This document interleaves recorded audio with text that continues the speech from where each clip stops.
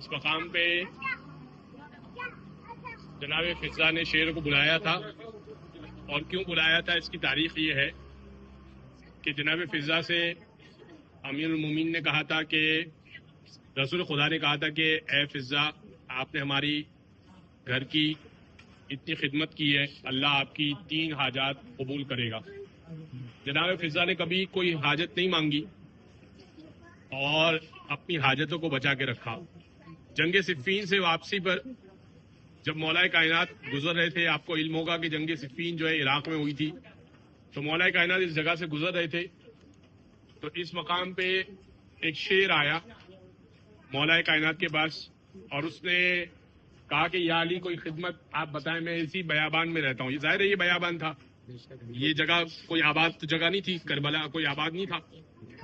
تو امام نے کہا کہ فی الوقت تو کوئی خدمت نہیں ہے، البتہ تقریباً 20 سال بعد ایسا ہوگا کہ میرا بیٹا بھوکا پیاسا مارا جائے گا اور اس کی لاش کی پامالی کا وقت آئے گا، تو اگر میری کنیز پکارے تو اس کی حفاظت کرنے کے لیے آ جانا۔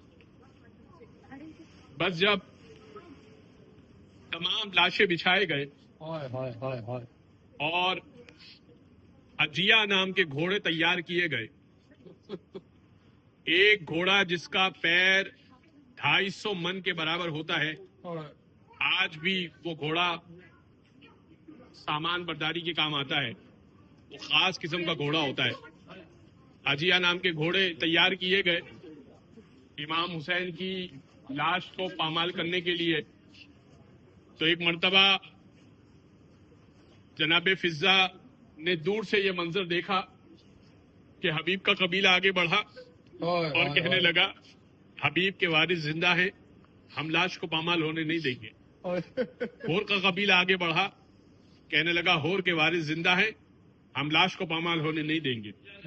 الغرض کوئی نہ کوئی اپنا وارث آگے بڑھتا تھا اور میت اٹھا کے آگے سے لے جاتا تھا۔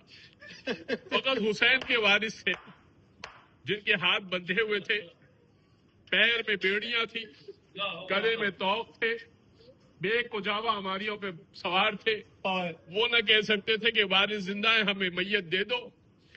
ایک مرتبہ جناب فضا نے پکارا، اے مولا کے شیر، میرے مولا کی حفاظت کر۔ وہ شیر اس مقام پہ، اس جگہ پہ میت کو رکھا گیا، اس مقام پہ آیا، گزراتا ہوا 3 دن تک مولا کی میت کا طواف کرتا رہا۔ جب وہ لوگ چلے گئے شیر کے خوف سے، تو اس کے بعد مولا کی میت محفوظ رہی۔ ان کا ارادہ یہ تھا کہ میت کو اتنا چور چور کر دے کہ میت کا نام و نشان مٹ جائے۔ پھر آپ جو سنتے ہیں کہ مولا حسین کی میت کو پامال کیا گیا، تو وہ کیا تھا، وہ بھی تو آپ سنتے نا، وہ کیا تھا۔ اس کے بعد جب وہ شیر چلا گیا تو انہوں نے سوچا کہ چلو اتنا تو پامال کر دیں کہ سینے کی ہڈیاں اور پیٹھ کی پسلیاں آپس میں مل جائیں۔ جو مولا امام زمانہ نے زیارت ناہیہ میں کہا کہ میرا سلام ہو اس شہید پر کہ جس کے رخسار مٹی میں چلے گئے، میرا سلام ہو اس شہید پر جس کی پسلیاں آپس میں مل گئی۔ بس ایک مرتبہ 10 گھوڑے تیار کیے گئے، مولا کی میت کو رکھا گیا، لیکن پہلے یہ اعلان کیا گیا کہ دیکھو میت کو کچلنے سے پہلے لوٹنا شروع کرو۔ ایک نے مولا کے امامے کو چھینا، ایک نے مولا کی زرہ کو چھینا، ایک نے مولا کے کرتے کو اتارا، ایک نے مولا کی انگوٹھی کو اتارا، ایک نے مولا کے زیر جامہ کو اتارا۔ جب مولا کو لوٹ لیا گیا، اس کے بعد گھوڑے دوڑا دیے۔